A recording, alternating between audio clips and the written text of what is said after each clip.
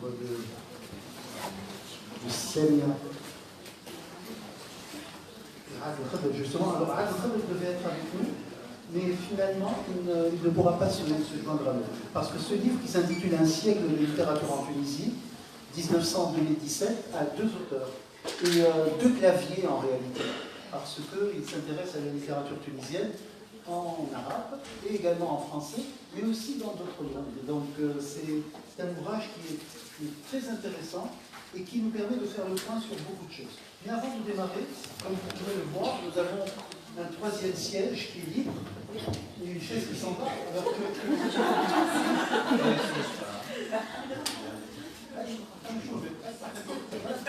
Jean, c'est pour vous.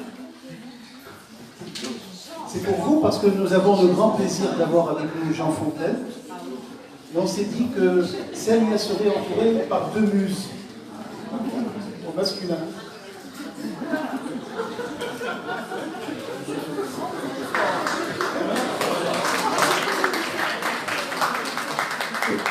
Alors, bienvenue à Jean Fontaine, et nous allons faire des présentations comme il faut tout à l'heure. Je vais laisser le soin d'ailleurs à Semia de nous dire la contribution de Jean Fontaine pour cet ouvrage qui vient de paraître aux éditions Honoré Champion en France. Quelques mots de présentation avant d'ouvrir un peu notre discussion. Le livre est paru en 2019, donc c'est tout à fait récent, et il est paru dans une collection qui s'intitule Poétique et esthétique du XXe et du XXIe siècle.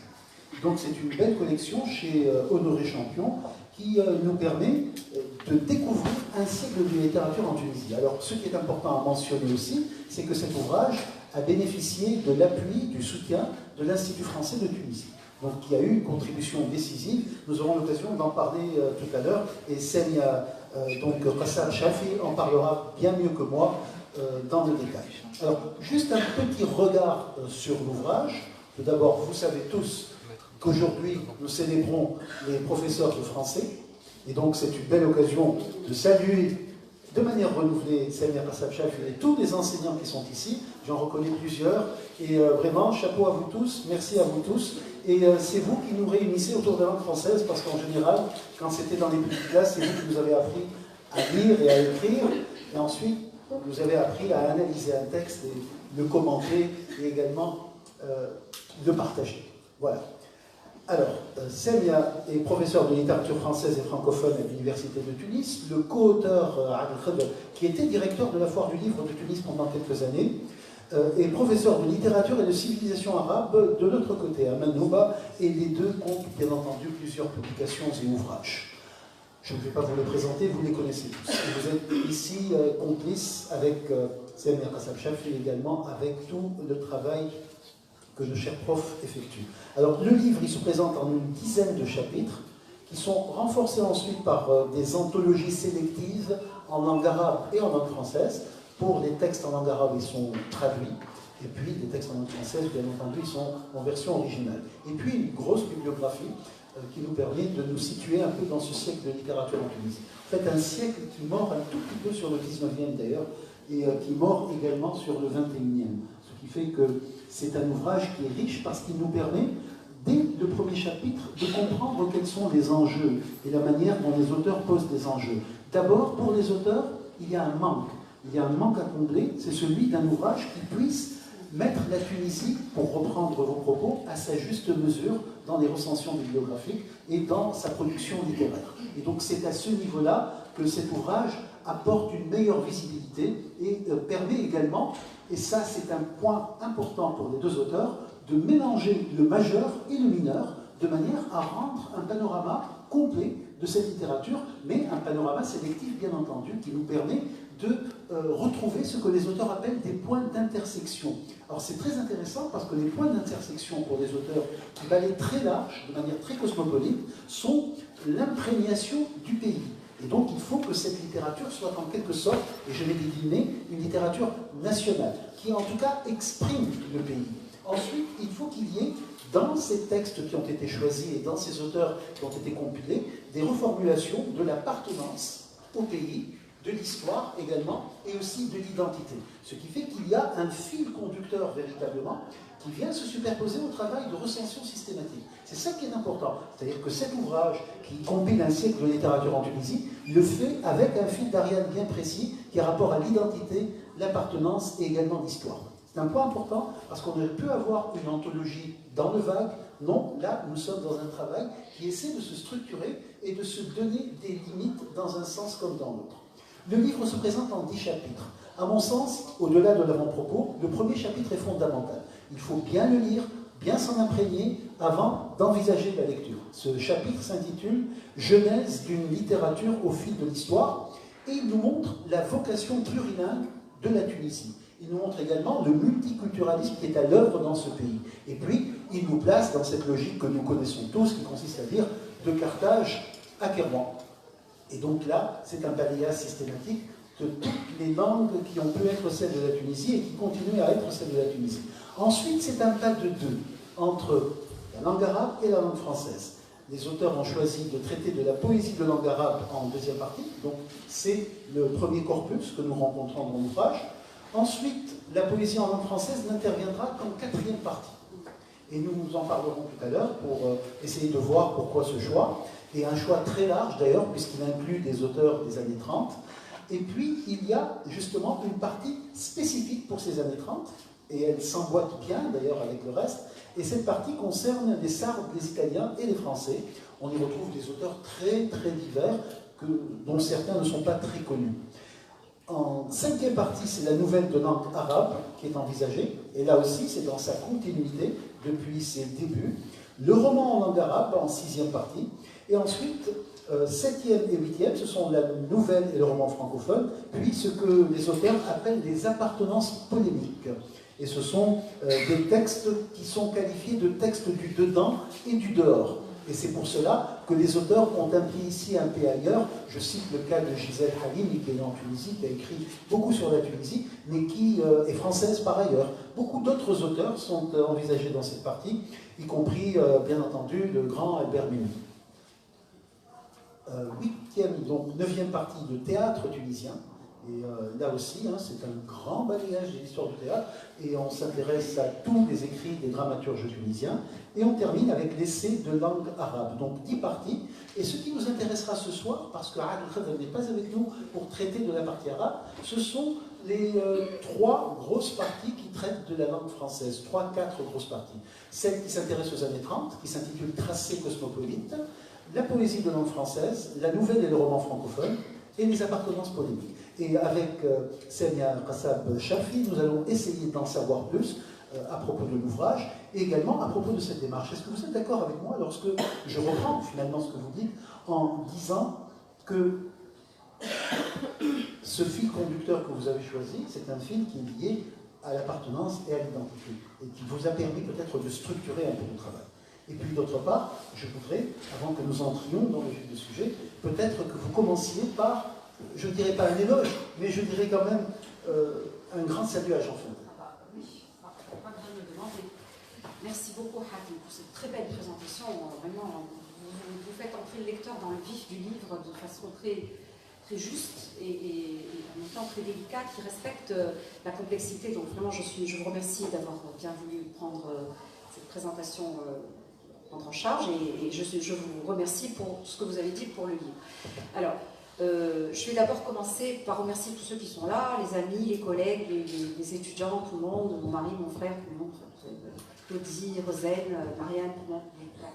Merci infiniment. Et en fait, pour présenter ce livre, je commencerai par dire toute la dette que nous avons et que nous reconnaissons à Jean Fontaine, que vraiment je revois avec un très grand plaisir, et qui est celui qui nous a, d'abord, s'il y a quelqu'un, c'est la seule et unique personne à qui, mon co-auteur Adel Khadr, avec qui j'ai mené cette aventure du livre, et qui a été extraordinaire, parce qu'on a vraiment été en phase tout le temps. On a beaucoup échangé, il a beaucoup appris de moi et j'ai surtout beaucoup appris de lui parce que moi, la littérature de langue arabe, je ne connaissais pas trop, à part quelques auteurs que mes enfants avaient lus au collège et au lycée. C'était pas trop, c'était pas mon univers familier, on va dire. Et Le seul, Rad Debadi, personne ne doit, tu donnes à personne, alors moi, je ne pouvais pas ne pas donner à un relecteur par devers nous, et le seul pour qui Rad a dit oui, c'est Jean Fontaine.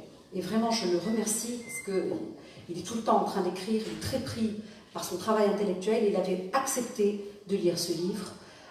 Non seulement cela, mais, et on le voit dans le livre, bien sûr que je lui rends hommage, notre curseur intellectuel est parti tout le temps de ses œuvres, de son travail de recherche, de sa présentation, parce qu'il y a quelqu'un, s'il y a quelqu'un dans ce pays qui a contribué à faire connaître la littérature tunisienne, c'est Jean Fontaine, d'abord, je le souligne et je le reconnais, et puis aussi, il nous a donné l'autorisation, c'est le seul, hein, on a demandé aussi à quelqu'un d'autre, je n'aimerais pas, c'est le seul qui a accepté de nous donner l'autorisation de reproduire des traductions qui étaient magnifiques. Donc, parce que la plupart du temps, pour certains auteurs arabophones, j'ai traduit. C'est moi qui ai traduit de l'arabe au français. Mais pour beaucoup d'auteurs, et vous les trouvez dans les 100 pages d'anthologie, c'est la traduction est de Jean Fontaine. Elle est à chaque fois d'ailleurs mentionnée. Et elle est tellement belle qu'on n'a pas osé... Enfin, il n'y avait même pas à proposer une autre traduction, tellement ça collait au texte. Et tellement ça portait haut ces magnifiques textes de langue arabe de la littérature tunisienne.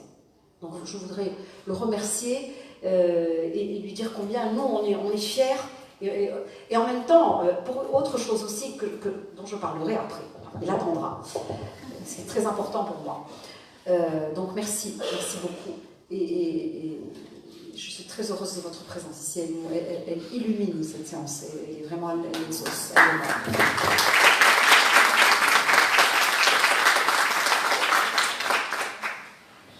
Alors, pour revenir à ce que vous m'avez dit, évidemment, nous, le fil d'Ariane, comme tu as dit, Sharhat, oui, on voulait présenter ces auteurs, mais en même temps complexifier, montrer...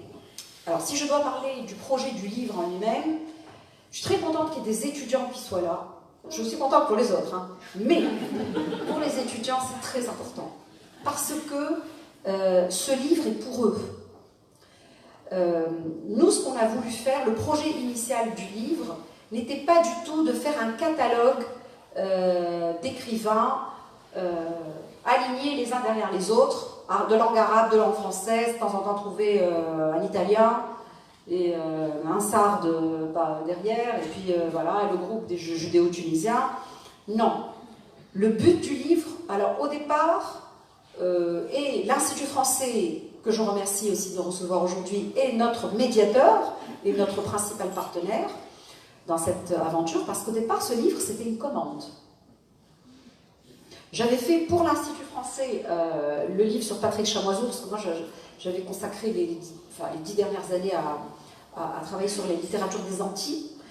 Et après le livre qui est sorti sur Patrick Chamoiseau, on m'a demandé, juste après la Révolution, la fameuse Révolution, vous vous rappelez, hein, de 2011, oui, pas 1789,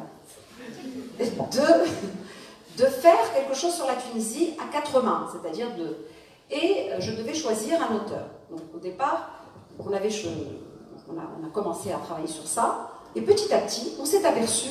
Alors au départ, on nous a demandé un livre qui devait faire 150 000 signes. Alors, je ne sais pas si vous vous rendez compte, c'était en fait, ça devait s'appeler une traversée littéraire d'un tout petit truc. Et après, on est arrivé à 1 200 000 signes.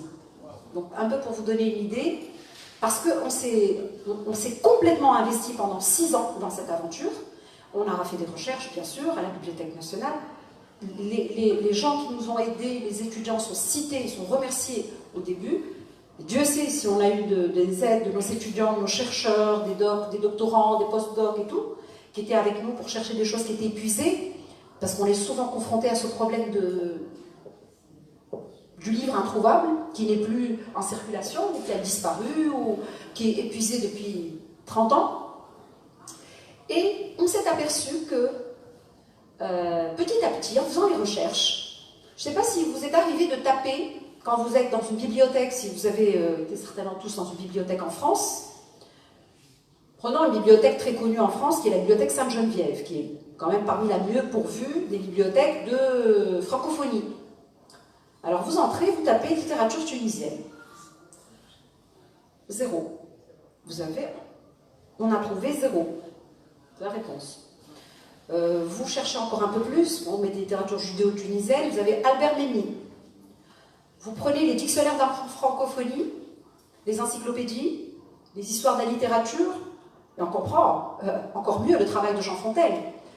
Vous avez alors, par rapport à je n'ai absolument, soyons clairs, j'ai absolument rien contre la littérature algérienne, ni contre la littérature marocaine, qui comporte vraiment des corpus extraordinaires, hein, très beaux. Mais, quand on va voir ce qui se passe du côté de la littérature tunisienne, on est quand même frappé de voir qu'il y a l'Algérie, le Maroc et le désert tunisien. Alors que nous, on a quand même un index de direct et indirect de 800 entrées.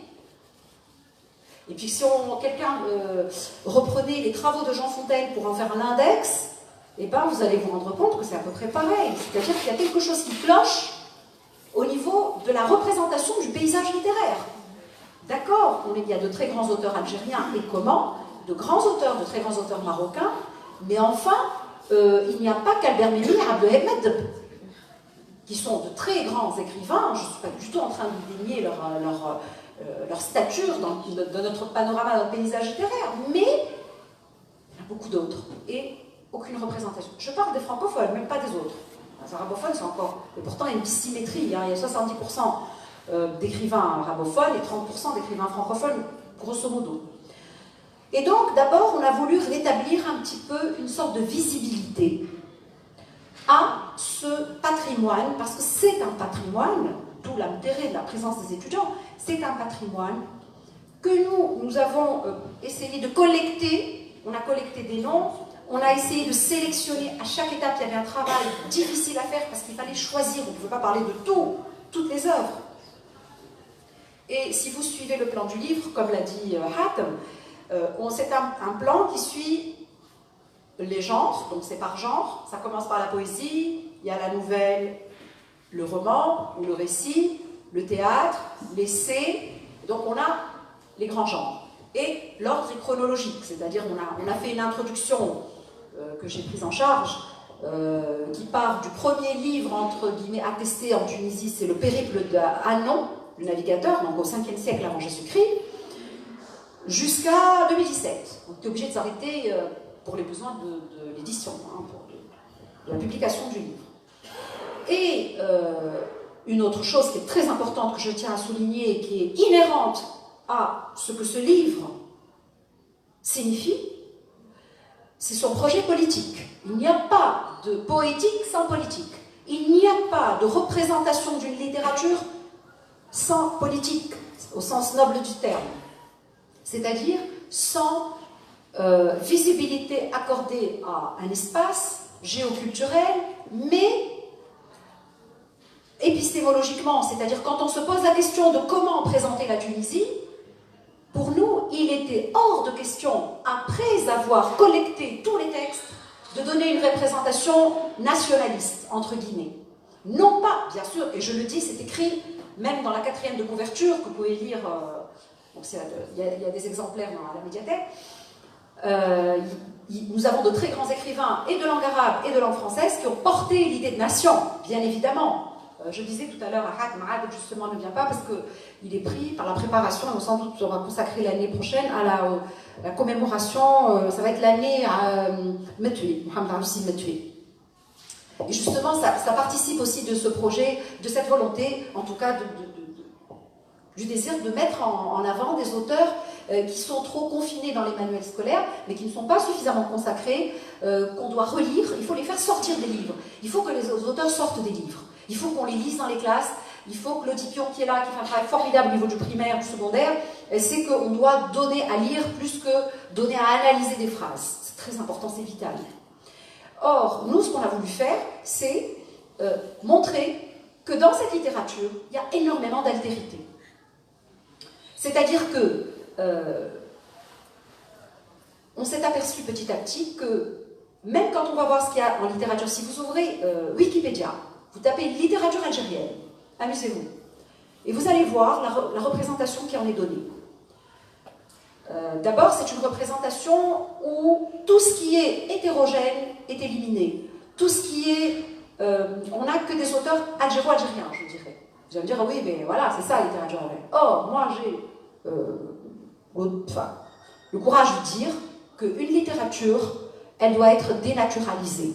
Pourquoi? Parce que, ça, c'est l'universitaire que je suis, petite chercheuse, là, qui parle. Parce que la nation d'une œuvre, c'est son lectorat. Si vous regardez la Joconde et que la Joconde a marqué vos esprits, ben la Joconde, elle est plus italienne, elle appartient à tout le monde. Si vous regardez une photographie de Marianne Cazaras et qu'elle vous parle, que Marianne Cazaras ne savait pas qui c'est, les Grecs ou les Tunisiennes, vous vous l'appropriez, elle est à vous, elle vous parle, elle vous lit. Ça, c'est très important. Et si nous ouvrons les textes de littérature de Tunisie, c'est pour ça d'ailleurs qu'on n'a pas intitulé ce livre « Littérature tunisienne », ça se discute, hein. C'était aussi pour en montrer toutes les parts, je dirais, d'altérité qui en sont constitutives. Je vous donne un petit exemple. Si vous prenez toute la littérature qui a émané donc, des différentes entités tunisiennes ou non tunisiennes d'origine qui ont peuplé la Tunisie de 1900 à 2000, hein, 100 ans. Vous avez deux grandes familles. Avant 56 et après 56. Avant 56, vous avez une minorité parlante et une majorité muette. Grosso modo. Après 56, vous allez avoir les minorités qui vont au contraire de plus en plus, à part quelques-uns, devenir muettes, et une majorité qui, bien sûr, à la faveur du contexte historique de l'indépendance, va prendre la parole.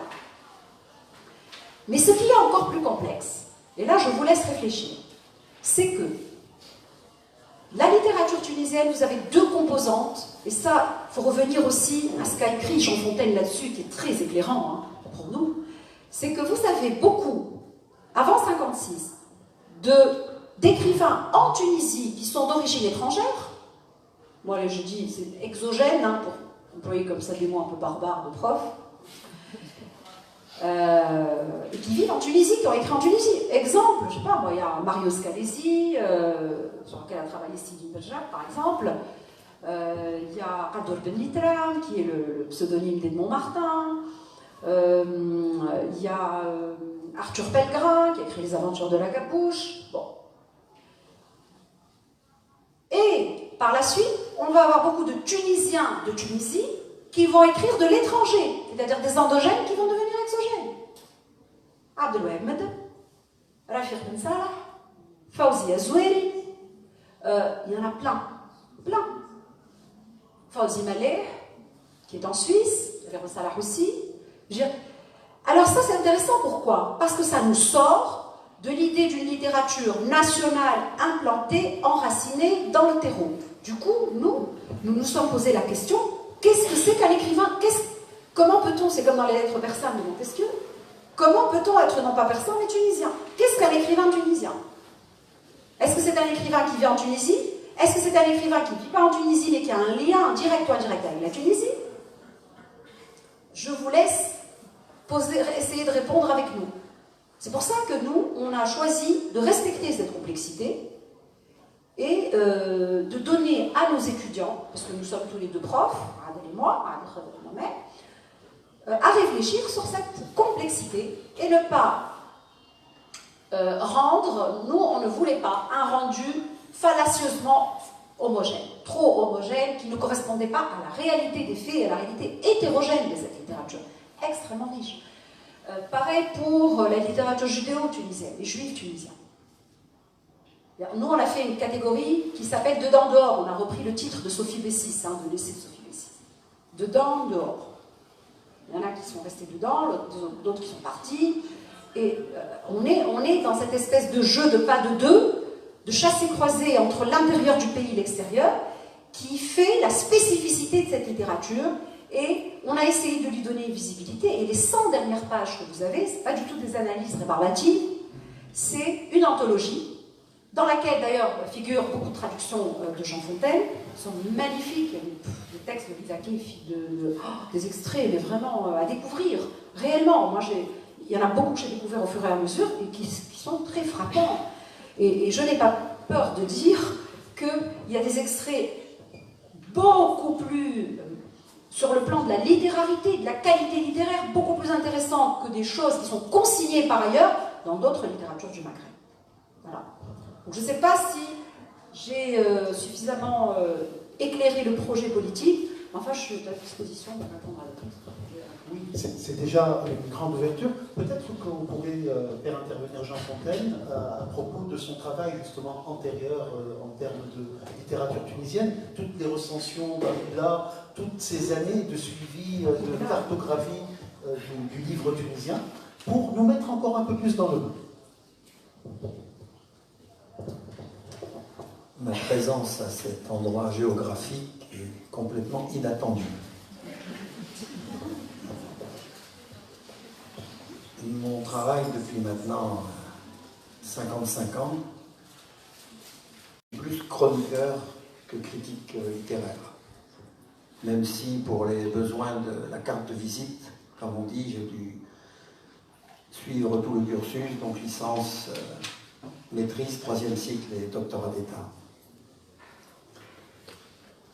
Je voudrais poser une question. Cette question, je la pose depuis 25 ans. Et personne ne m'a encore répondu.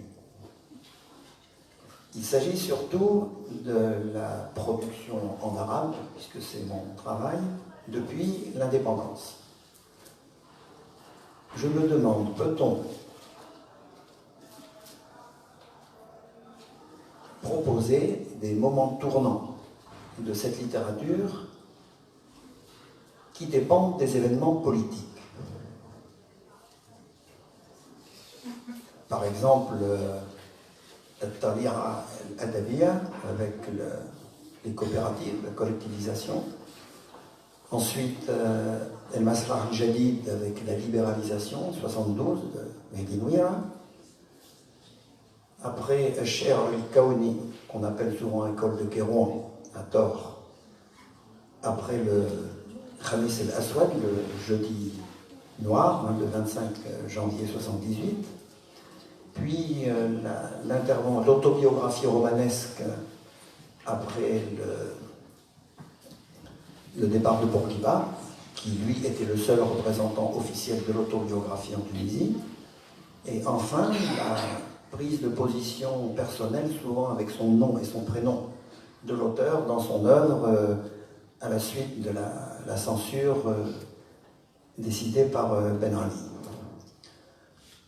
Voilà, c'est une question qui permet de suivre l'ensemble de la littérature. Il y a, d'après les sociologues de la littérature de Bordeaux, dans tous les pays du monde, à toutes les époques, il y a 10% de bons livres. Donc 90% que j'appelle la classe moyenne de la littérature. Eux, ils disent que ce sont des mauvais livres, moi je suis un peu plus gentil, quand même pas mettre tous ces braves écrivains qui s'essaient dans le panier. Donc dans ces 10% de bons livres, il y a un mouvement en Tunisie. Et est-ce que ce mouvement, et vous aurez remarqué si vous connaissez un petit peu l'histoire de la Tunisie, c'est que chaque tendance littéraire suit de 10 ans les événements politiques. C'est le temps qu'il faut aux écrivains pour digérer ce qui s'est passé et proposer des formes nouvelles. Très bien, même si cela vaut surtout pour la langue arabe, mais peut-être que l'on peut s'exercer à réfléchir sur la littérature française par rapport au cheminement historique. Ça peut aussi être motivant. Oui, la question que pose Jean Fontaine est tout à fait d'actualité, parce que c'est la question du contexte, finalement, contexte politique. Et la réponse apportée par la littérature, et donc ça c'est vrai que c'est l'approche sociopolitique qui est vivante de plus en plus, d'ailleurs on y revient après le post-structuralisme, c'est ça aussi, c'est réinsérer le regard, l'observation du fait littéraire et plus généralement du fait artistique dans le contexte politique et par rapport à l'impact des événements politiques. Et dans toute la partie des auteurs arabes qu'a prise en charge Arabe, il y a eu cette question qui s'est posée à chaque fois par rapport justement à l'époque de Ahmed Ben Salah, des coopératives, par rapport au Jeudi Noir, par rapport aussi à beaucoup d'écrivains qui ont commencé, enfin qui ont placer une borne importante de leur œuvre à partir des événements de 67 également, hein, de la guerre des 6 jours, et une interrogation sur le positionnement de la Tunisie par rapport non seulement au monde arabe, mais en tant qu'exception tunisienne, peut-être déjà aussi, hein, par rapport au discours de Géricault, de Bourguiba. Mais ça, ces questions politiques, elles demeurent toujours.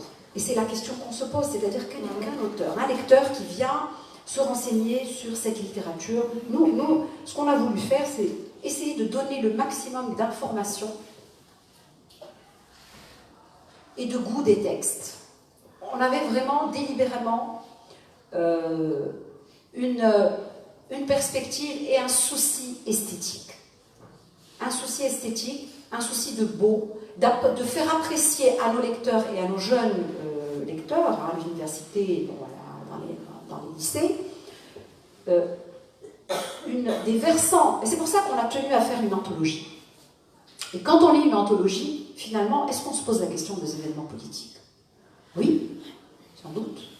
On peut, parce que ces événements politiques traversent de façon prismatique le texte littéraire, et ils peuvent même modifier l'écriture, ils peuvent même, il y a une subjectivité de l'écrivain qui a une conscience politique. C'est certain que la conscience politique, elle est fondamentale, mais en même temps, il y a aussi des formes et des profils régionaux. Par exemple, je me rappelle quand j'ai donné à lire à Jean Fontaine, il a dit « Ah, Fadil Haché, lui, par exemple, il paraissait représenté, il y avait une passion dans... » Et en fait, lui qui pose la question de la politique, il a un goût. C'était aussi le sens de l'art, c'est-à-dire les beaux textes. Il avait des beaux textes en tête, il fallait qu'ils soient représentés. Donc nous, on était à l'écoute aussi de ces suggestions et on a essayé de faire au mieux. Mais quand même, ce qui reste de la littérature, ce n'est pas la politique. C'est sans doute, peut-être pour faire la passerelle, c'est une posture éthique. C'est une forme d'être au monde qui est très importante et dont je considère qu'elle est quand même bellement représentée par les écrivains tunisiens, qu'ils soient d'origine tunisienne ou pas, mais ceux qui ont écrit durant ce XXe siècle en Tunisie. Et ça, c'est important. Je veux dire que nous, notre projet, je dirais, en arrière, la perspective dernière de ce livre, c'est de donner une vision inclusive de la littérature. Une vision qui ne soit pas ségrégative. Dans l'introduction, alors l'introduction, le prologue, hein, pas l'introduction c'est historique, depuis le 5e siècle avant Jésus-Christ jusqu'à, on a essayé de parcourir, bon c'est pas évident du tout, hein, mais en 20 pages, à peu près 20 pages, du 5e siècle avant Jésus-Christ jusqu'en 1881, l'installation du protectorat. Mais dans le prologue, cette démarche qui est la nôtre, elle est clairement explicitée. Et nous nous comportons un peu comme des écologistes culturels. C'est-à-dire que toutes les parts constitutives, la biodiversité d'une littérature, elle est pas, on ne va pas éliminer toutes les... Jean Fontaine vient de dire très justement la question de... Il y a 10% de bons livres et tout le reste à la trappe. Non. Moi j'ai des parents géographes et leur façon de voir, leur vision du monde, peut-être elle m'a certainement impacté, hein, quelque part. Bon. Et je considère que, comme nous regardons l'environnement et la biodiversité qui nous entoure, un patrimoine littéraire, un patrimoine culturel, il participe aussi d'une biodiversité. C'est-à-dire que nous n'avons pas à éliminer, à dire ça c'est du charbon, et ça c'est des mauvaises herbes, et ça c'est de bon grain et livré, non. On a essayé de faire valoir des parts, bien sûr qu'il y avait une qualité littéraire, on a essayé de faire valoir aussi des écrivains qui avaient, comme on dit, une poétique. Mais parfois, un écrivain écrit un seul livre et il est magnifique. Et il n'y a pas de poétique, au sens, il n'y a pas d'appareil, il n'y a pas d'œuvre constituée. Et de ce point de vue-là, on a été très Jean Fontainien. On s'est vraiment placé dans la lignée de Jean Fontaine, qui, lui, quand il y a un bon auteur, il le pointe et il ne va pas chercher s'il a écrit seulement 2 livres ou pas. Non. Ça, c'est très important. Donc, il y a ce point de vue de l'écologie culturelle qui est très importante. Il y a un autre point de vue qui est aussi, on s'est comparé un peu dans cette introduction aux archéologues. Quand vous prenez un archéologue qui va sur un champ pour essayer de collecter et d'observer, d'essayer de reconstituer un contexte de vie d'il y a, on va dire, 15 siècles. Un archéologue, il ne va pas dire « Ah, ça c'est byzantin, c'est vandale, hop, allez, non, ça ne m'intéresse pas du tout, je ne vais pas en parler, il faut mettre une pelletée de terre dessus et qu'on enterre ça, on ne va pas l'exhumer, ça ne nous intéresse pas. Il n'y a que là, c'est romain, c'est bien.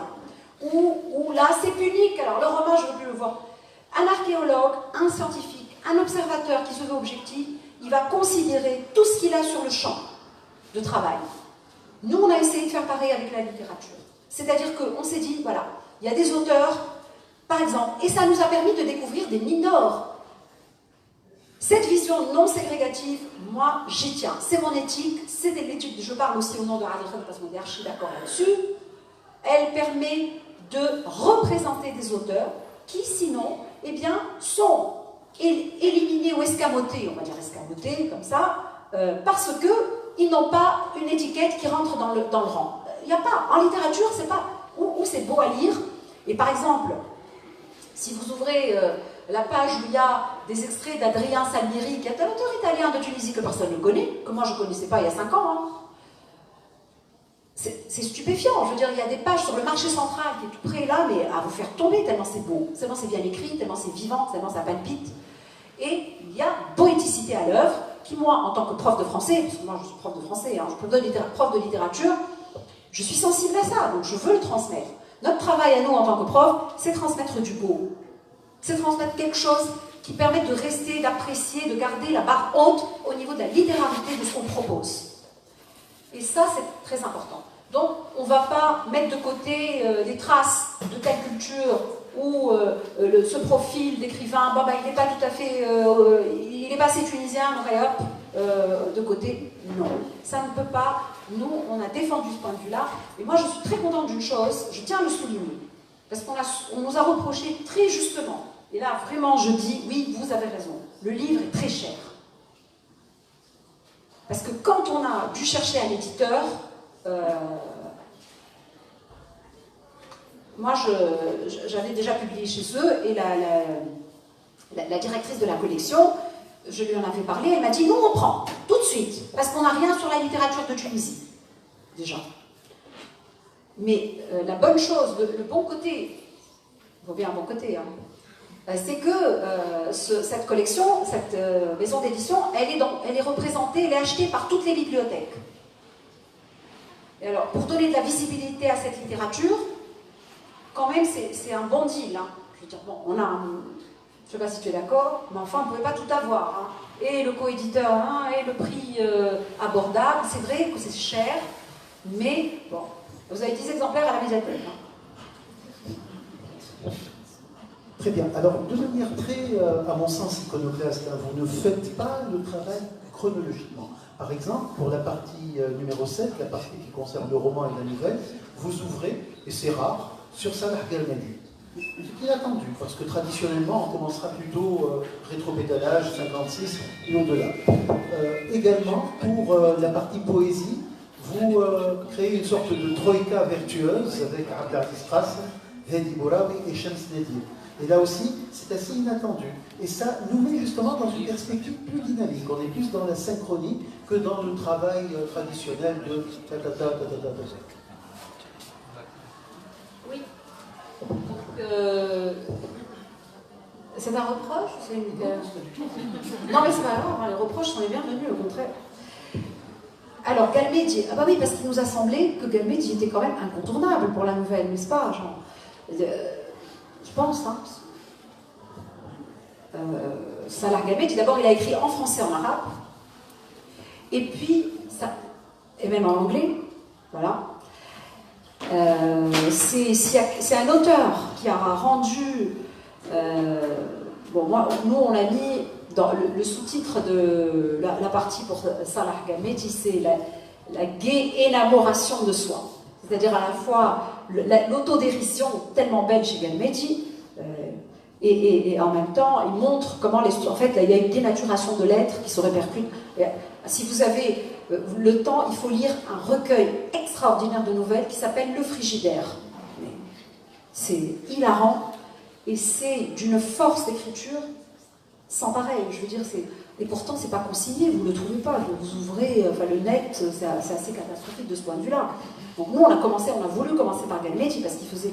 Et puis alors, le trio vertueux, là, bon, ben, on était obligés, en un sens, pour avoir... Parce que vous ne pouvez pas aller dans tous les sens. On était obligés d'avoir une démarche rationnelle, entre guillemets, dans le sens où on s'est senti, en tout cas, contraint de respecter la chronologie. Et dans cette chronologie, par rapport aux poètes, c'est intéressant parce que, bon, les premiers poètes, évidemment, sont de langue arabe, mais dans les poètes francophones, dans le numéro, par exemple, consacré à la poésie tunisienne d'expression française de Jean Desjeux, il y a quand même Abdel Qassem, Shams Nadir, la poésie, la sur l'âme de la mer, et ce sont ces auteurs-là qu'on trouve qui sont un petit peu, qui ouvrent timidement pour certains et peut-être un peu plus, de manière plus talentueuse pour d'autres, la voie de la poésie. Même si, alors là, Hatem, tu mets le doigt sur quelque chose de très intéressant. Nous, on a fait des rubriques par genre, mais le problème, c'est qu'on a beaucoup d'écrivains qui ont écrit dans plusieurs genres. Alors, compliqué, hein? On a mis le genre le plus pratiqué. C'est-à-dire que, par exemple, pour Rafir Ben Salah, qui a beaucoup écrit de nouvelles, qui est un grand nouvelliste, on l'a mis dans la partie nouvelle. On devait faire quand même une sorte de paysage, non pas compartimenté, mais avec des focus, un profil stylistique particulier, plus nouvelliste que romancier, ou plus dramaturge que poète, ou plus, on a beaucoup d'écrivains qui ont touché à la poésie, comme par exemple Majid Houssi. Encore un qui a vécu, qui est un endogène qui est parti à l'extérieur, que je n'ai pas cité tout à l'heure avec toute la... On a beaucoup d'écrivains qui sont dans l'entre-deux, qui sont dans une espèce d'altérité extraordinaire. Majid Houssi, il a écrit la poésie, il a écrit Hedi Bouraoui aussi, il a écrit roman Retour à Tina, il a écrit de la poésie au Canada. Enfin, finalement, je me demande si il y a peu de Tunisiens qui ont, il y a une espèce de plasticité de la posture et de mobilité qui est presque d'avant-garde déjà. Et si j'ose dire, et là je vous laisse, c'est une question comme a fait Jean Fontaine que je vous soumets, est-ce que finalement la littérature tunisienne, on parle beaucoup de transnational actuellement, et comment, avec la mondialisation, et après même la mondialisation, avec les flux migratoires accélérés de ces 5 dernières années, en tout cas, on peut se poser la question suivante, est-ce que finalement la littérature tunisienne ne serait pas transnationale et transméditerranéenne, ça c'est certain, entre les deux rives de la Méditerranée, alors là, ça se voit, hein, clairement, mais aussi transnationale dans le sens où elle ouvre et elle sort de l'enclave nationaliste. Et je pense que le futur, d'après ce qu'on voit dans ce qui se passe au niveau en tout cas des écoles critiques actuelles, contrairement à un seul petit mouvement qui en France a tendance à un petit peu resserrer autour d'un épicentre, mais à mon avis, d'une façon qui n'est pas très juste, ce qu'on appelle, ou peut-être qui n'est qu'un effet réactif, ce qu'on appelle les littératures de terrain. Mais franchement, la démarche à venir pour la recherche, c'est les littératures transnationales. Il n'y a pas de littérature nationale. Prenez les auteurs dont on parle. Et d'ailleurs, je ne parle pas que des francophones. Prenez les auteurs, prenez quelqu'un comme Ersouna Mosbehi, qui est un écrivain. Ersouna Mosbehi, qui est de Kérouan, qui écrit, qui a vécu en Allemagne, qui a écrit en allemand. Il écrit en arabe, hein, et en allemand. Il a eu des prix à Munich, enfin il a eu des prix en Allemagne. Il écrit une nouvelle où il imagine Truman Capote, le fameux romancier américain, il imagine revenir à Kérouan, ressusciter et faire une balade à Kérouan. Vous prenez des poètes comme de jeunes poètes comme Ziad Abdelkader, qui écrit Spectre von Schwarzwald, c'est le spectre de Schwarzwald.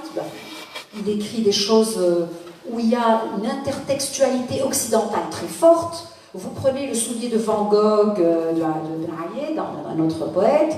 Vous prenez il y a beaucoup d'auteurs arabophones qui sont traversés par la culture occidentale. Alors que quand vous posez la question à un lecteur universitaire ou un lecteur lambda, pour lui, lecteur arabophone, c'est un lecteur qui est imprégné, bien sûr, de culture arabo-musulmane, de culture orientale, de littérature libanaise, syrienne, égyptienne. Et c'est que ça, c'est faux. Nous le montrons dans le livre. Les auteurs de langue arabe, je ne sais pas, Kamel Sorbeni par exemple, Kamel Riahi, on est vraiment, tout à l'heure on parlait au Carnot avec Rosen et Claudie, du multilinguisme selon Glissant. Le multilinguisme selon Glissant, c'est quand on a notre langue qui est traversée par des échos d'autres langues. Or, cette intertextualité très forte, si nous ne la faisons pas valoir dans notre descriptif du panorama littéraire, il y a un problème quelque part. On n'est pas objectif et on n'est pas juste dans notre façon de présenter cette littérature. Ils ne sont pas arabo-arabes, je suis désolée. Il y a énormément de culture arabe. Ils sont imprégnés de références à, je ne sais pas, Shakib Aslem, à toute la Al-Ma'ari, à toute la culture et à la philosophie arabe. Et nous les citons. C'est pour ça d'ailleurs que l'index, et on a fait exprès de faire un index direct et indirect. Alors un index indirect, c'est un index où vous avez non seulement les auteurs qui sont traités dans le livre, mais également les auteurs et les penseurs importants qui ont impacté leur poétique, qui ont quelque part influé sur leur manière d'écrire ou leur univers intellectuel. Et ça, il m'a semblé que c'était important pour les jeunes chercheurs, de savoir qu'il y a il y a des espèces comme ça de constellations intellectuelles et qui sont, que nous mettons à disposition du futur chercheur. Parce que ce livre, il est fait pour donner des idées. Moi, je suis très contente parce que j'ai dans cette salle des collègues, des jeunes collègues qui sont post-doc et qui ont choisi leur sujet d'HDR à partir du livre, à partir de propositions, de petites pistes comme ça. Et le livre est fait pour donner des idées et pour ouvrir des pistes. Sinon, ça n'a pas d'intérêt. Faire un livre qui va rester sur les étagères, c'est pas la peine. Alors, on va essayer d'ouvrir un peu la conversation.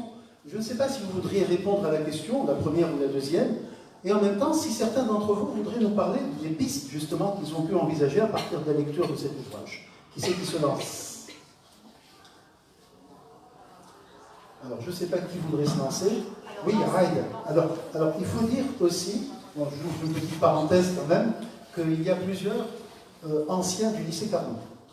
Semia, Aïda Hamza.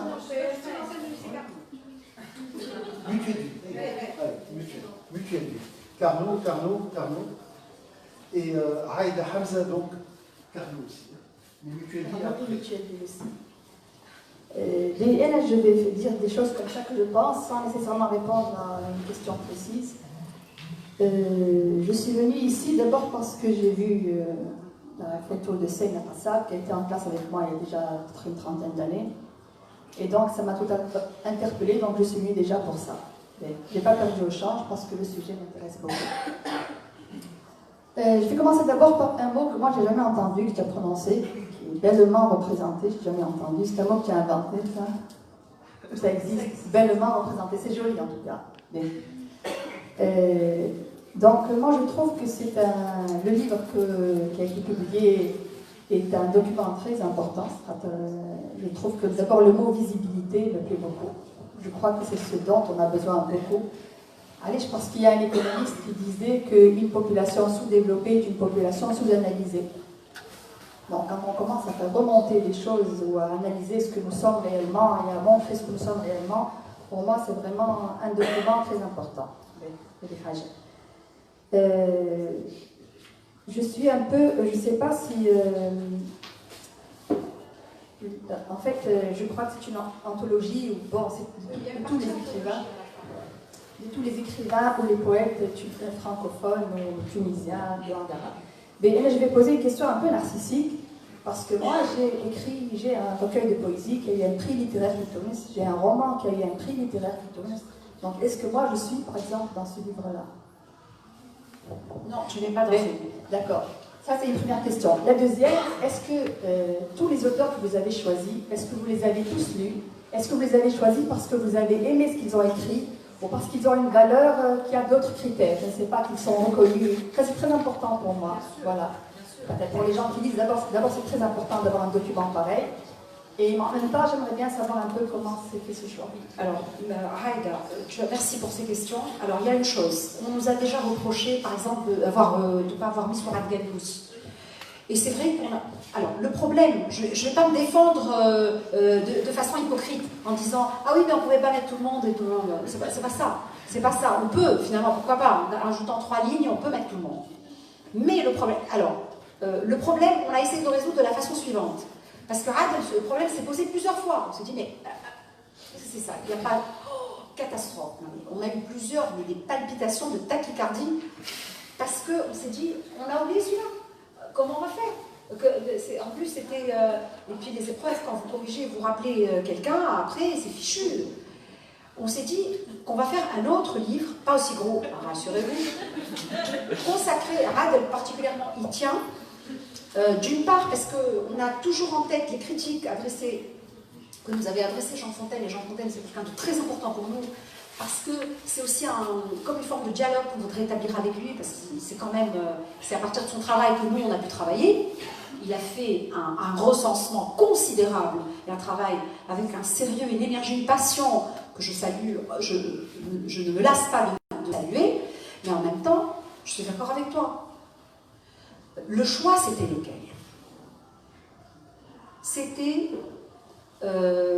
au départ, des auteurs qui ont une œuvre consignée. Parce que je vais te dire une chose, Raïda. Le problème, je vais être franche avec toi, tout en reconnaissant notre manque de, je dirais, peut-être de soin à choisir qui on va oublier. Parce que parfois, on choisit qui on oublie. Hein. Mais le problème, c'est le suivant. Puisque c'est la journée du professeur de français. Pratiquement tous les profs de français écrivent. Non. Et ils écrivent, ils publient. Là où vraiment on aurait peut-être dû faire vraiment attention, certainement, c'est lorsque ça a été consacré par un prix. Et là, c'est vrai qu'on aurait dû le mettre. Mais il y a beaucoup d'auteurs qu'on ne pouvait pas mettre qui nous ont dit « Ah, mais moi je suis écrivain et je ne suis pas. » Alors, moi je tiens, et tu me connais, je tiens à dire, avec tout le respect dû à tous les professeurs de français qui écrivent et qui sont publiés, qu'il ne suffit pas d'écrire et d'être publié pour être un écrivain. Pour nous, la question est liée. Hein. Il y a la question, qu'est-ce qu'un écrivain? Comment définir un écrivain? Je l'ai dit, on a été confronté à ce problème. Quel est le critère? Le critère, c'est qu'il ait une poétique. Jean Fontaine, quand il sélectionne, parfois il y a des poétiques, parfois il n'y en a pas. Nous, on s'est dit, il faut qu'ils aient une poétique. Et après, on s'est rendu compte que parfois, il n'y a pas de poétique parce que l'auteur a commis 1 ou 2 livres et il s'est arrêté. Mais c'est des livres... Alors, je réponds là à la deuxième question. Moi, tous les livres dont je parle, je les ai lus. Et d'ailleurs, c'est pour ça qu'on est resté si longtemps. Alors, on a commencé ce livre en 2011. Il est sorti quand? En février 2019. Comptez. Non seulement je devais les lire, d'abord il fallait trouver ceux qui étaient épuisés, et je remercie encore tous ceux qui m'ont aidé à trouver les livres. Et deuxième chose, parce que moi j'ai fait la partie en français, quelques auteurs arabophones. Béchir Khaïf, moi j'ai un culte pour ce type, parce que je trouve qu'il est génial. C'est un auteur, n'est-ce pas? Il est trop beau, hein, Béchir Khaïf. C'est une écriture extraordinaire, avec un courage. C'est un écrivain qui n'a pas arrêté de lutter contre toutes les discriminations dans son écriture, discrimination raciale, discrimination sexuelle, discrimination régionale, toutes les formes de discrimination, il les a combattues avec la modestie qu'il a par sa littérature. Donc j'ai pris quelques écrivains. Mais ceux dont Rad parlait, je devais, moi, m'efforcer de les lire. Donc je voulais le lire aussi. Et moi, je lis moins vite en arabe qu'en français. Donc j'ai pris plus de temps. Et pareillement, Rad a pris, par exemple, le Félouz, il ne connaissait pas, donc j'ai dû lui donner les livres. On a pris le temps chacun de lire un peu les œuvres de la partie de l'autre. Et c'est pour ça. Donc on ne pouvait pas, parfois il y avait des croisements. Et notre grand regret, c'est pas tant d'avoir oublié, parce que oublier, ça se répare. Mais on va faire un autre livre. L'autre grand regret, c'est, je le dis dans la conclusion, c'est, moi je rêvais en tout cas, de faire un vrai comparatisme, pour la première fois, arabophone, francophone, de prendre des poétiques croisées réellement. Mais ça, on n'avait pas suffisamment de recul. C'est-à-dire que vous pouvez dire « Ah, Hussein al-Rosberi, il ressemble à tel auteur qui a écrit en français », et ça c'est... Quand vous connaissez, vous avez suffisamment de familiarité avec l'univers littéraire et l'imaginaire intellectuel des écrivains dont vous parlez. Mais ça, je le dis, on ne pouvait pas tout faire. Déjà, de donner cette visibilité, pour nous, c'était une dette pour ce pays. Moi, je paye ma dette au pays où j'ai vécu et où je vis, quelque part. Lui donner ce petit pays qui n'a pas tant de ressources comme les autres de pétrole, mais on a plein d'autres ressources. Et tu as très bien fait de souligner les pays sous-développés. Et on ajoute les BJ de temps en temps, et Fawzi Azueli, et encore. Je vous mets au défi de me trouver une histoire de la littérature ou un dictionnaire de la francophonie, en tout cas, où il y a la Tunisie qui est bien représentée. Et là, dans les bibliothèques... Juste un complément. Tu as parlé de poétique. D'accord. Oui. Est-ce qu'à part la poétique,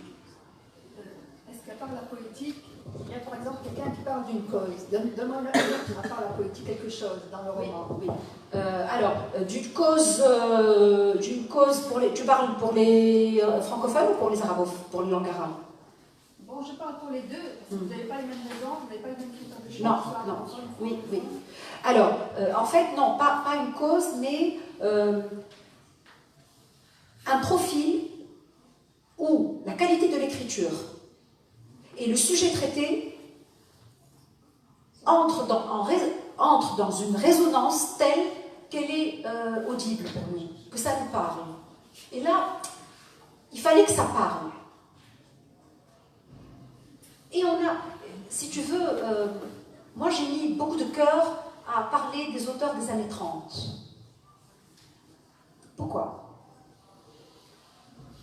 Parce que d'abord tu as des auteurs extrêmement... ça je vais quand même en parler, là, si tu permets. Des auteurs très forts.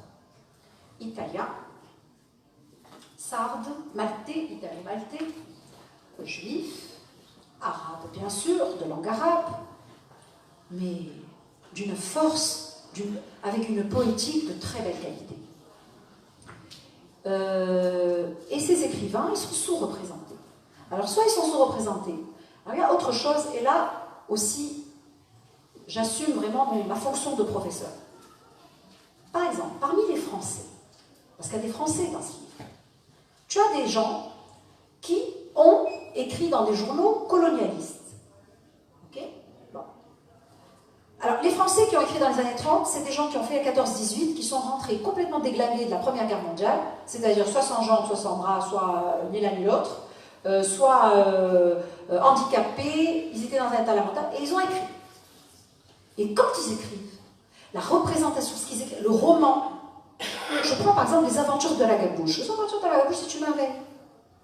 Et alors le pire, et là c'est pour les étudiants que je dis ça, c'est que quand, moi dernièrement j'étais en France, je tape à Sainte-Geneviève, littérature tunisienne des auteurs, parce que vous pouvez, quand vous êtes inscrit dans une bibliothèque en France, vous pouvez suggérer des achats. J'ai suggéré des titres. Et la dame qui s'occupe me dit « Ah, mais c'est épuisé. Double mort, double peine. Double peine. Non seulement pas de visibilité, et en plus c'est épuisé. » Il y a un travail de réédition, je ne sais pas s'il y a des éditeurs dans la salle, mais il y a un travail de réédition avec colossal à faire. Alors, au lieu peut-être de faire des mémoires sur des sujets inintéressants, il faudrait faire, soit de prendre, et puis faire des mémoires qui peuvent faire des rééditions à noter, par exemple. Et on ne peut pas mettre de côté ces écrivains. Ce n'est pas possible. On ne peut pas faire comme s'ils étaient au bord du chemin. Et nous, on continue, et on donne une idée d'une littérature. Alors, après, évidemment, il va y avoir des gens qu'on a oubliés, et il faut... il n'est pas... On aimerait bien, on aurait bien voulu tendre à l'exhaustivité, mais on ne pouvait même pas.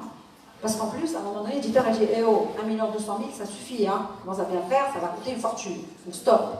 Donc on a dû... On a dû... Malheureusement. Merci. J'aimerais d'abord remercier l'IFT de l'occasion de se présenter aujourd'hui, de pouvoir être avec notre cher professeur en ce jour de fête. Alors, je vais reprendre une expression qu'elle a produite, à savoir l'enseignement, c'est transmettre du beau. Hein. Donc, oui, madame, vous avez bien transmis du beau scientifique, intellectuel et surtout du beau humain. Pour revenir au livre, le livre, justement, vous avez parlé de l'inspiration d'un ouvrage outil. En effet, ça m'a inspiré. Et d'ailleurs, oui, il y a une vidéo. Donc, oui, outil, c'est vraiment le mot qu'il faut. Justement, ça m'a inspiré pour un HDR, pour l'élaboration d'un travail de recherche qui porte sur une notion que je la trouve manifeste dans le roman. En fait. C'est la déconstruction de l'imaginaire en Tunisie, l'imaginaire littéraire, l'imaginaire féminin aussi, via les 3 figures que j'ai essayé de relever, Fawzi Maleh, Ali Boucher et Fawzi Azbeli, dans les expressions que j'ai essayé de retenir aussi, chancelante équivocité du monde pour Fawzi Azbeli, imaginaire féminin du monde pour Ali Boucher et la rédemption féminine du masculin pour Fawzi Maleh. Oui, alors merci d'avoir employé le mot outil, parce que c'est exactement la prétention de ce livre, c'est ça, c'est être un outil, c'est-à-dire aller chercher, corner les pages et dire voilà, là il y a un auteur intéressant et peut-être que je peux l'utiliser pour essayer d'expérimenter, de mettre à l'épreuve, par exemple, des nouvelles théories de critique littéraire, des théories de la lecture en particulier. Il y a un travail formidable qui se fait maintenant en théorie de la lecture. Et il y a des textes de littérature, en particulier judéo-tunisienne, qui se prêtent parfaitement à ça. Alors, pour reprendre ce que tu as dit, par rapport aux auteurs que tu as cités, je voudrais juste, pour vous donner envie, de lire le livre. De lire le livre pas en lui-même, mais pour découvrir ces auteurs. Vous savez que vous connaissez tous certainement des auteurs algériens comme Rachid Boujedela qui a écrit La Répudiation, enfin de grands écrivains, La Répudiation, Le Démantèlement, etc. Assia Djebbar, bien sûr. Mais je vais vous dire une chose. Les plus grands auteurs, nos plus grands féministes en Tunisie, en XXe siècle, ce sont des écrivains hommes, et de langue arabe, et de langue française, et d'expression arabe, et d'expression française. Prenez Béchir Khaïf, Deglavé Arajinha, Abou Darbeni, il n'y a pas que lui. Hein. Vous prenez quelqu'un comme Fawzi Maleh. Alors Fawzi Maleh, c'est le prototype de l'écrivain très mal connu. Alors tout de suite vous dites, ah bah oui, Elissa, la reine vagabonde, roman historique. Rien du tout. C'est absolument pas un roman historique. C'est un roman extrêmement subversif où il y a beaucoup d'homosexualité féminine. Ah bah, alors, je vous en dis pas plus. C'est un roman extrêmement intéressant pour... et avant lui, en 88, il sort un autre livre en 87, Le Conclave des pleureuses, où vous avez une généalogie de la pulsion de violence chez l'homme arabe. Mais sous la forme d'un roman. Et comment, moi en tant que, déjà, même pas prof, en tant que Tunisienne lambda citoyenne, comment je peux ne pas être retenue par ce genre d'écriture et par ce genre de cause? Tout à l'heure, tu as parlé de cause. 80. Mais Fawzi Maleh, bon, il n'est pas consigné par les grands éditeurs français, je suis désolée de le dire. Ah bah oui, parce qu'il y a aussi ça. Il y a une consignation qui est dictée, qui est impulsée par le carré germano-pratin, comme on dit. Enfin, il faut bien, tu le dis, il y a de ça. Les grands auteurs algériens ont été portés à cause du contentieux franco-algérien. Je ne vais pas rentrer dans des détails politiques, mais enfin, nous, on n'a pas la même histoire que l'Algérie, par exemple. Or, ça nous a, du point de vue littéraire, porté préjudice. Parce que dans les... Ah, Caroline, il y a un peu de ça. Il y a quelque part une façon de dire, oui, vous écrivez, ça ne nous intéresse pas tant que ça. Par contre, à littérature, il y a de grands auteurs algériens. Et donc, il faudrait se demander ce qu'il y a aussi, à part la littérarité, la qualité littéraire, etc. Qu'est-ce qu'il y a derrière cette survisibilité des littératures marocaines et algériennes? Parce que moi, je me suis aussi posé la question de ce hiatus. Enfin, il y a quand même un déséquilibre, une dissymétrie patente entre la visibilité accordée à nos écrivains et aux autres. Et je me suis dit, et moi, je disais à Mounir, mon mari, pas longtemps, je veux prendre des cours d'économie, parce que je trouve que de plus en plus, la question d'économie solidaire et d'économie équitable, elle est transposable au monde, en tout cas au patrimoine culturel. Déjà, il y a un grand philosophe qui s'appelle Appia qui en parle, la question du cosmopolitisme culturel. Pourquoi est-ce qu'un Picasso n'appartiendrait pas autant au patrimoine africain que les momies de Ramsès appartiennent au British Museum? Maintenant, on est en train de reformuler, de reproblématiser la notion d'appartenance, d'identité, bien sûr, alors là, mais d'appartenance d'un patrimoine culturel. À qui appartient le patrimoine culturel? C'est une question qui se pose aussi quand on fait une cartographie, comme employé il a employé le mot tout à l'heure, quand on essaie de dresser une cartographie de la littérature d'une zone, d'une ère géoculturelle. Donc là, le problème se pose aussi. Très bien. Nous avons deux interventions. On va les prendre régulièrement. Bonsoir, Céline. Alors, c'est pas une question, c'est deux petites remarques. La première, je pense il y a encore un gros manque. Et là, c'est un ouvrage qui porte, qui ouvre la voie à un grand projet de travail sur la visibilité aussi bien à l'intérieur qu'à l'extérieur. Parce que je pense que se faire éditer chez Champion, c'est énorme par rapport on avait besoin par rapport à ce qu'il y a aujourd'hui.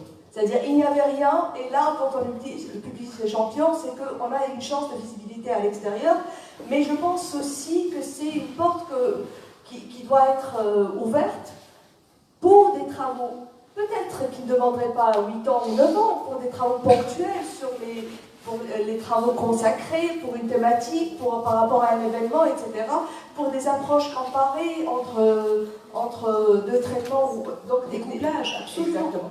Et ce que j'ai trouvé magnifique, donc c'est la deuxième remarque, c'est l'index des lieux. Pardon ? L'index des lieux. Ça, c'est génial. Ça a été retrouvé dans la même liste Nafta, Neuilly, New York, et c'était quoi la Numidie, c'est magnifique.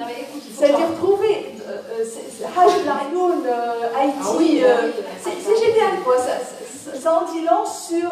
oui, parce que Hajj Larioun, oui, mais je ne pouvais pas ne pas mettre ça. Alors, vraiment merci, parce que, d'abord, deux choses, vite. Oui, chaque sous-partie du livre, elle peut constituer une idée de nouveau livre pour quelqu'un d'autre. Tant mieux, si on peut contribuer à faire ça, ce sera mission accomplie. Et même les blancs, les absences, il faut les compléter. Si ce n'est pas nous, ce sera vous. Et puis deuxième chose, merci d'avoir pointé l'index des lieux, parce que justement, ça montre, on travaille beaucoup en master sur les hétérotopies.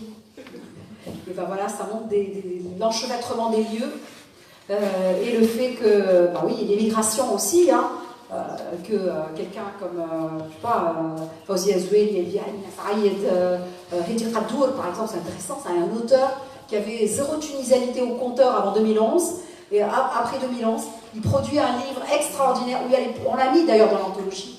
Il y a un texte fabuleux sur les différentes colonisations de la Tunisie, depuis le début de la colonisation jusqu'à la dernière colonisation, et il obtient le Grand Prix de l'Académie française, et s'aperçoit qu'il est tunisien. Incroyable ce truc. Mais oui. Bon, merci Lola. Bon, bonsoir, Alexandre Boy, enseignant et doctorant. En fait, bon, je n'ai pas de questions de fond puisque je n'ai pas lu le livre, mais juste je vais rebondir sur ce que vous venez de dire, point. En fait, par rapport à la visibilité, je pense que c'est lié, intrinsèquement lié au secteur de l'édition des livres. Donc ça, c'est fondamental. Bien sûr. Effectivement. Donc s'il y a plus de visibilité, c'est qu'il y a un bon éditeur, c'est qu'il y a un bon distributeur de livres. Il y a plus de librairies, etc. Donc là, le cas de la Tunisie, moi, j'ai eu le plaisir de rencontrer des écrivains. Bon, j'ouvre une petite parenthèse, j'étais initié à la littérature tunisienne d'expression française grâce au livre de Jean Fontaine, en fait. Là, en parlant avec des écrivains... On a été initiés par ces livres. Voilà. Donc, lorsque je parle des écrivains tunisiens d'expression française, ils expriment tous, en fait, la même, disons, donc c'est toujours la même plainte. D'abord, donc il n'y a pas assez d'espace francophone. Donc, au niveau de, je dirais donc, pour passer leur message, pour parler de leur livre, etc. Bon, il faut passer parfois par RTCI, etc. Donc, moi je parle de ma région, je viens de Sfax, finalement, donc il y a un intérêt finalement très marginal, je dirais, donc infiniment petit à la langue française, aux écrivains en langue française. Et là, je dirais donc, je reviens à l'idée initiale, c'est que finalement, si on veut avoir plus de visibilité, je pense qu'il faut miser, tabler sur enfin, le monde de l'édition, encourager les éditeurs, etc. Voilà. Merci. Absolument d'accord. Alors, une chose, les éditeurs, ils existent. Par exemple, vous avez... bon, si je cite un, les autres vont se fâcher, je vais faire. Vous avez un éditeur qui fait souvent, qui va un peu, qui est chasseur de tête, on va dire, d'écrivains, et qui publie des... Il y a plein, même des jeunes, hein, Slibris, etc. Enfin, il y a beaucoup d'éditeurs, si. Mais, alors je réponds par rapport à ça. Alors ça, c'est aujourd'hui, je veux dire. Mais la visibilité, c'est pas seulement aujourd'hui. Par exemple, pour la littérature d'expression française, pourquoi on ne donne pas de la visibilité à des auteurs qui ont existé, qui ont écrit dans les années 30, dans les années 40, dans les années 50, qui ont écrit des livres magnifiques, mais qui sont hors circuit, qui sont invisibilisés. Là, j'invente. Hein. Donc là, complètement, voilà. Non. Et on a toujours les mêmes noms, ailleurs. Bien sûr que c'est une question éditoriale, et évidemment que c'est une question éditoriale. Là, je vous renvoie, vous êtes prof, donc vous savez, comme moi, l'historique de la survisibilité éditoriale via les éditeurs français de Saint-Germain-des-Prés, je veux dire, les grands éditeurs français, de la survisibilité des écrivains algériens. Parce qu'il y avait quelque chose à... c'est toujours une question de... C'est compliqué, hein, et c'est... le français est mon putain de guerre, c'est une logique de représailles, une logique un peu agressive, c'est un peu macho comme truc. Le français est mon putain de guerre, qu'est-ce que c'est cette histoire? Lisez Fawzi Azoueli, ce qu'elle écrit sur le rapport au français, dis-moi, je le materne. C'est comme les modèles, c'est des modèles beaucoup plus féminins, beaucoup plus, je suis désolée, hein, matriciels, où il y a une langue encastrée dans une langue, où le rapport est beaucoup moins conflictuel. Et on est parti sur ça. Mais bien sûr, ça a porté ça. Je suis désolée, c'est pas ça qui fait une poétique chez moi. Moi, je suis prof, je suis payée pour apprendre à des jeunes futurs chercheurs à déterminer, identifier une poétique parmi un lot où, il y a à boire et à manger, quoi, où tout n'est pas égal. Et puis bon, donner une place aux Français, oui, ça, il y a quand même des éditeurs qui le font, je pense. J'ai l'impression. Très bien. Est-ce que quelqu'un voudrait intervenir? Une question, un commentaire? Oui.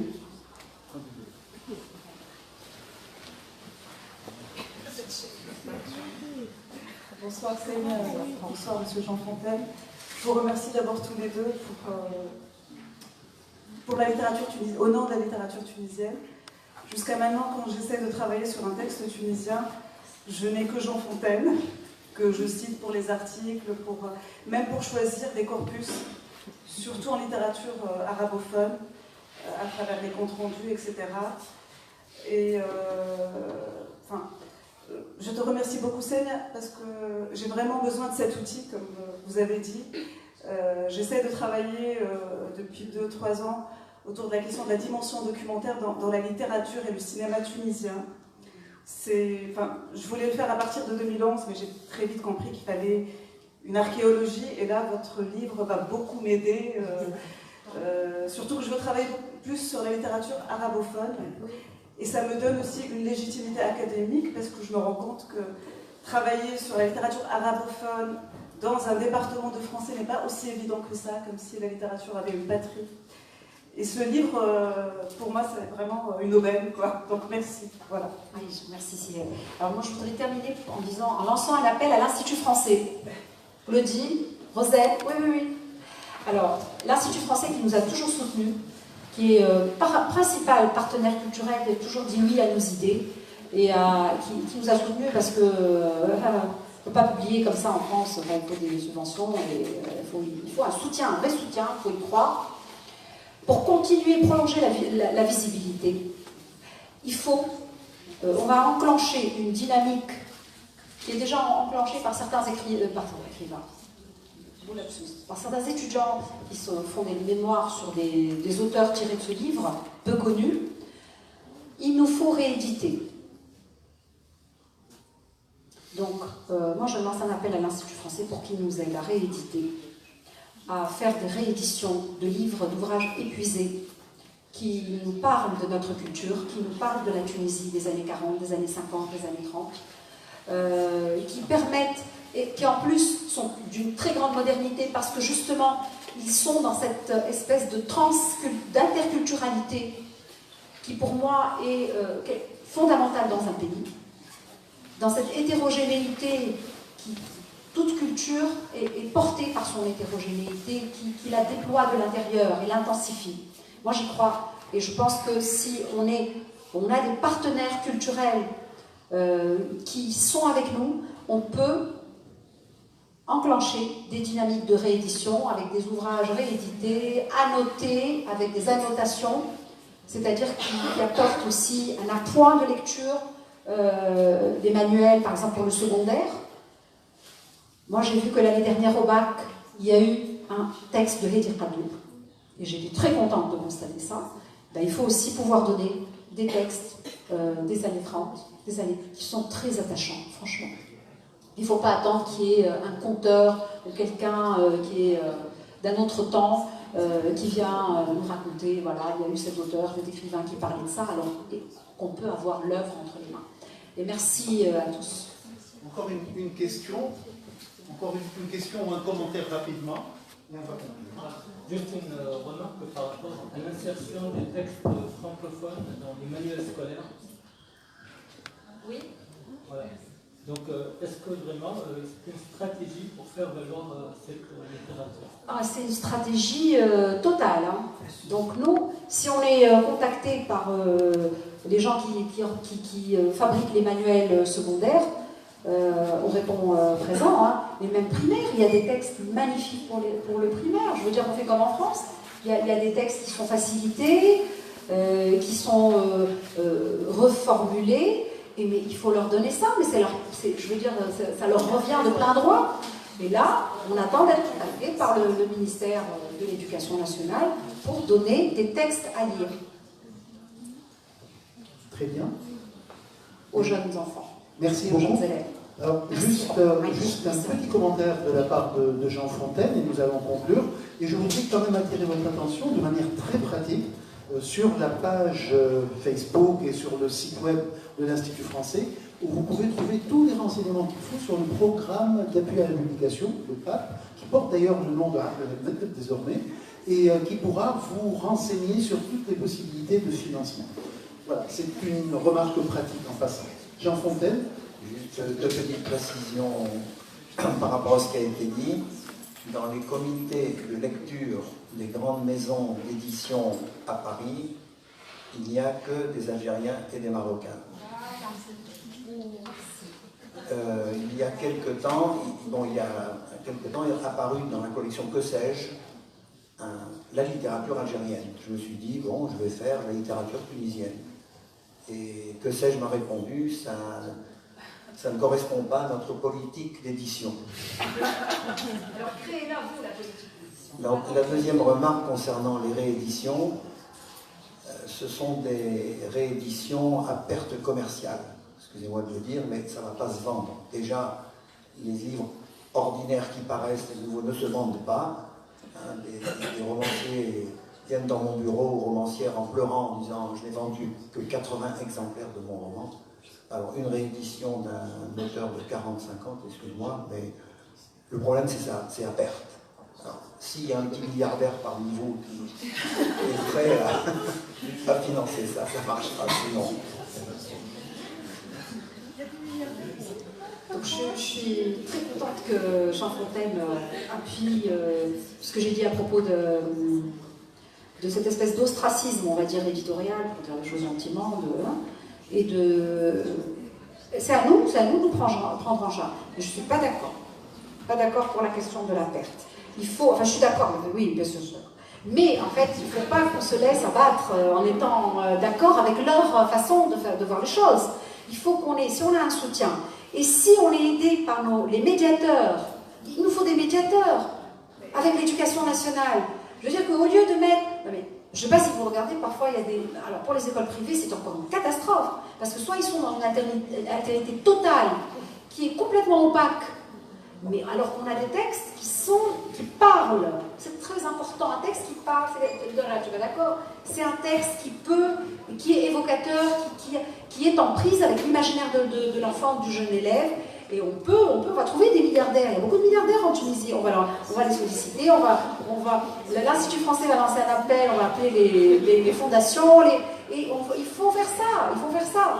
Et s'il y a des étudiants qui travaillent sur des mémoires, sur des auteurs qui sont peu connus et intéressants, ils vont eux aller faire des éditions annotées avec un superviseur, qui peut être moi, qui peut être Olfa, qui peut être qui peut être Dora, Anis, Basma. On va les aider, mais on va faire ça. Je veux dire, mais il faut vraiment se rendre compte. Je ne fais pas du tout du chauvinisme à 3 sous, hein. Bon, rien du tout pour moi. Mais c'est quand même important de rétablir une vérité éditoriale, une vérité de politique culturelle qui me semble, si nous, on n'essaye pas de un petit peu restituer cette visibilité normale. Moi, je ne prétends pas faire valoir des romans inintéressants. Et aussi écrire encore pour faire connaître nos écrivains. Et merci. Merci beaucoup. Est-ce que quelqu'un aurait un dernier commentaire? On peut lever la séance. Alors, merci beaucoup, Seigneur. Je pense qu'elle mérite de dire.